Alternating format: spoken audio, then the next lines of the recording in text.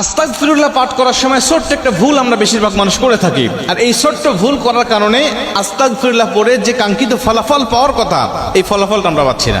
আস্তাগফিরুল্লাহ পড়লে কত ফজিলতের কথা আমরা জানি, কিন্তু ফজিলতগুলো আমরা অনেকেই পাই না। আস্তাগফিরুল্লাহ পাঠ করলে নবীজি বলেন তাকে মুস্তাজাবুদ দাওয়া বানিয়ে দেওয়া হয়। ও ব্যক্তির দোয়া করলেই আল্লাহ পাক তার দোয়াটা কবুল করে নেয়। আস্তাগফিরুল্লাহ বেশি বেশি পাঠ করলে তার রিজিকের মধ্যে বরকত দিয়ে দেওয়া হয়। আস্তাগফিরুল্লাহ বেশি বেশি পাঠ করলে তার বিপদ আপদ বালা মুসিবত থেকে তাকে হেফাজত করে নেওয়া হয়। আস্তাগফিরুল্লাহ বেশি বেশি পাঠ করলে আমার আল্লাহ পাক যার কেউ নাই দেওয়ালে পিঠ ঠেকে গেছে এমন ব্যক্তিকেও আল্লাহ পাক পথ দেখিয়ে দেয়। আস্তাগফিরুল্লাহ বেশি বেশি পাঠ করলে রিজিকের